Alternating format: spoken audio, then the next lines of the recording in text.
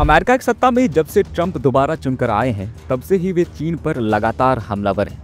Trump की tariff नीति को लेकर दोनों देशों के बीच व्यापारिक जंग भी चल रहा है, लेकिन इसी बीच ट्रंप ने चीन के साथ एक ऐसी डील की है जिसकी चर्चा भारत के साथ ही दुनिया भर के देशों में हो रही है।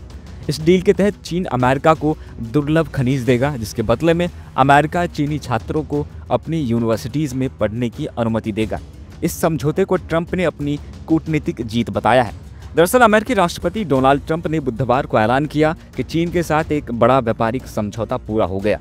इस समझौते के तहत चीन अमेरिका को दुर्लभ खनिज की आपूर्ति करेगा, जबकि बदले में अमेरिका चीनी छात्रों को अपनी यूनिवर्सिटीज और कॉलेज में पढ़ने की इजाजत देगा। अमेरिका और चीन के बीच हुए इस डील को दोनों देशों के बीच तनाव कम करने की दिशा में एक बड़ा कदम माना जा रहा है। ट्रंप ने इसे अपनी कूटनीतिक जीत बताया है और कहा है कि ये समझौता अभी अंतिम मंजूरी के लिए उनके और चीनी राष्ट्रपति शी जिनपिंग के पास है।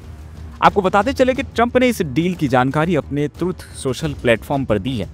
ट्रंप ने एक पोस्ट शेयर कर लिखा, चीन के साथ हमारा समझौता पूरा हो चुका है जो मेरी और राष्ट्रपति शी की अंतिम मंजूरी के अधीन है। चीन हमें पूरी तरीके से मैग्नेट और सभी जरूरी दुर्लभ खनिज देगा। इसके बदले हमने जो वादा किया था वह देंगे, जिसमें चीनी छात्रों को हमारे कॉलेज और यूनिवर्सिटीज़ में पढ़ने की इजाज़त शामिल है।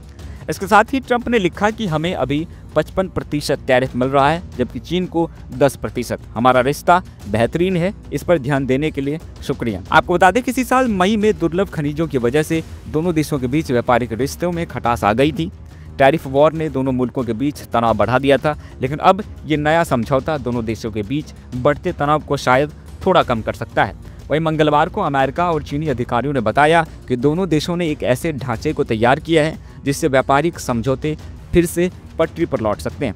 इसमें चीन की ओर से दुर्लभ खनिज पर लगी निर्यात पाबंदी हटाने की बात भी शामिल है। खैर, आपको क्या लगता है, ट्रंप और चीनी राष्ट्रपति शी जिनपिंग के बीच हुए इस डील से क्या अमेरिका और चीन के रिश्ते फिर से पटरी पर लौट सकते हैं? अपनी राय हमें कमेंट में जरूर दें।